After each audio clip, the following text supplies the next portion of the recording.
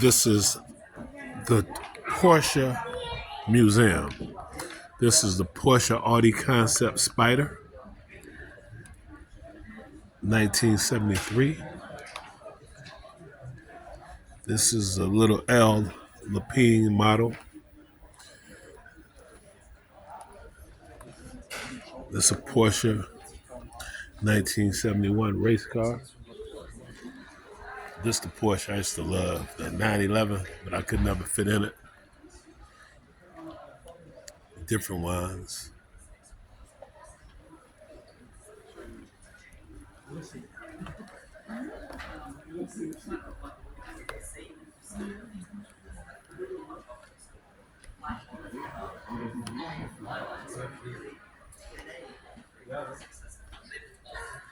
This is the 69 914, engine in the back.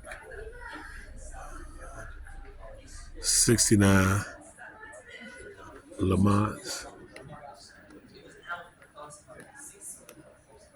Which is an engine that has been in every single 911 up until today, all in generations.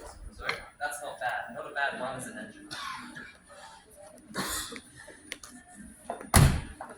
With the 911, they were obviously able to sell it quite successfully and once again made more money. And what did I mention before Porsche did? The first time they had some money lying around, well, they went racing. So what did they do this time? They went racing again. And not only once, they did it a few times. And if we look at this wall here, you'll see that that's the truth, because these are just a few examples of all the posters and all of the times Porsche actually was racing. But Porsche had a favorite race, and I'll let you guys guess that one. If you does anyone know anything about motor racing? A little bit. Okay. What could you guess? What do you think Porsche's favorite race was?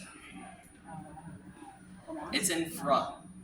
Le Mans. So Porsche's favorite race by far was definitely the 24 Hours of Le Mans, and they actually raced in Le Mans the first time in 1951 with their 356, which was still their original car, and they were able to win their class, their 1.5 litre displacement class, which was obviously an excellent result, but Porsche always goes above and beyond to achieve more, and they wanted to be the very first car to cross the line after 24 hours of racing. And to do that, they needed to develop a car for it. So they tried their very best, and they developed this car here. This is the Porsche 908 Spider.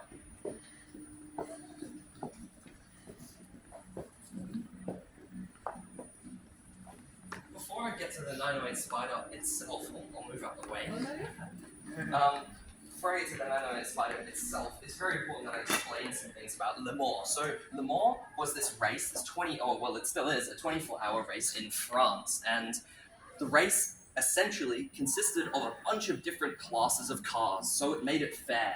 Say you were driving a slow car, you would only be racing against other slow cars, so that even if you didn't win overall, you could still take a trophy home. And to win overall, you really had to be in the top class of cars. These cars had the most displacement, which means their engines were the biggest, and they could obviously go the fastest. But Porsche had one problem with being in the top class, because in 1968, to enter a car into the top class of the Le Mans race, you had to build 50 cars of the race car, which is obviously a huge financial burden on the company, because you don't even know if you're going to win, and building 50 cars is probably not so good. So what Porsche opted for was in the second class. They thought, if we engineer something exceptional for the second class of racing, we can beat even the companies that could build those 50 cars. So for example, Ford with their GT40 was able to build 50 cars. So they were the top dogs. They were the ones to beat. And the 908, was then in the second class. That was because it had a 3-litre engine, a Boxer 8-cylinder. And you think, okay, well, second class, it probably didn't win that. You'd be right. Unfortunately, Porsche wasn't able to win in 1968. They came second, 100 meters behind the GT40, which was a much superior car. But they did not 24 hours and only 100 meters difference. That is a key point. But obviously, being Porsche, they did not give up, because second place was never enough. And in 1969, they had a bit of a fortunate change in the rules, and that was you only had to make 25 cars to be able to race. So Porsche said, well, let's get developing. We're going to develop a car for the top Le Mans spot, and that is going to be the Porsche 917, which is one of the legends of Porsche motorsport, and we get to see it right there.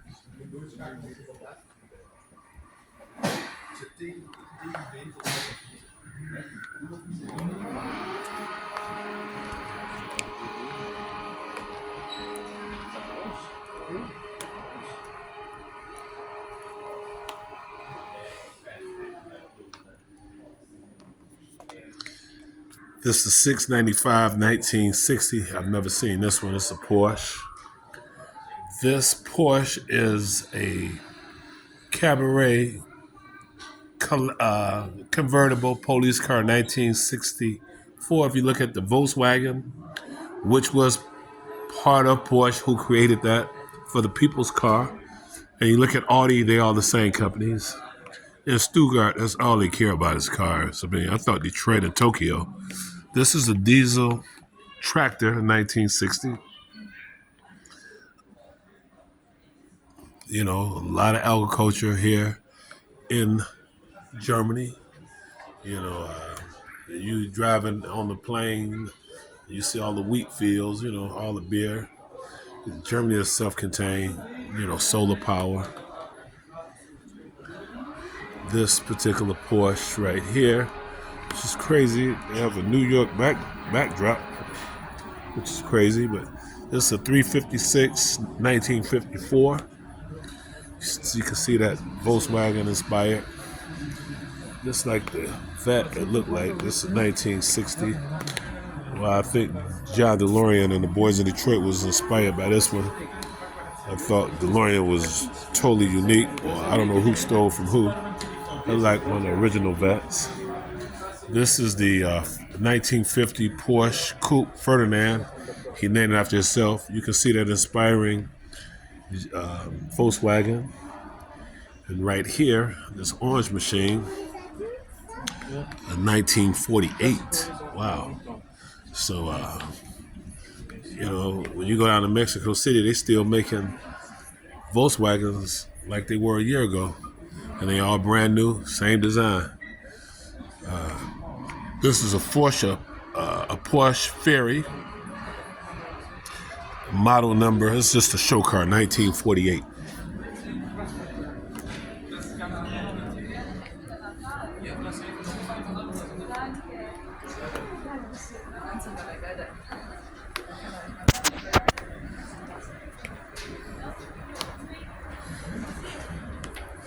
This is a Porsche 1947. You know, the Germans, they into racing, so that's what they do. They race.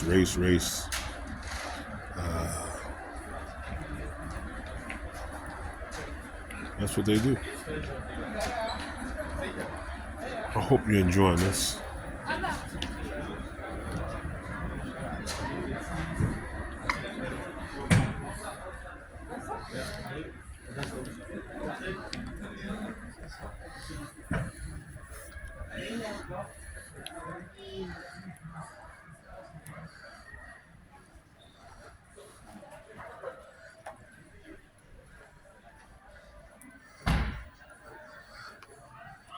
I haven't been to Dubai, but people tell me in Dubai, Porsches are police cars, which is, this is a 918 Spider 2013. They got it listed as a safety car.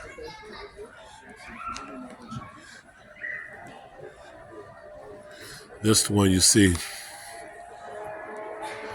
all in Birmingham, Michigan, Miami Beach, LA, you see them like, and you can test drive a Porsche or rent a Porsche here for $100 a day. I just can't fit in one, so. My boy Javon, he has a Porsche. I don't know how he fit in it. He's bigger than me. Unless he got something modified. But this is a pretty boy right here. I don't know what this one is, but I'm going to walk up on it. This is a Porsche GT 2008. This is the one my man got. Four-door Porsche sedan, Panorama, 2009. A beautiful car. I guess if you get somebody to change the seats in the back, but I've been drunk on Mercedes. I'm the kind of guy when I lock in, I lock in. This is, I guess, they answer to a Range Rover or a G-Wagon, an off-road Cayenne, 2007. This is slick, whatever that is. It's a Cayenne S. Hot boy car right here, young buck with the sporty rims, GT3. It's another Porsche. Oh my God. This is beautiful. At the Paris Motor Show in 2000, Porsche presented a near production concept, carbon fiber.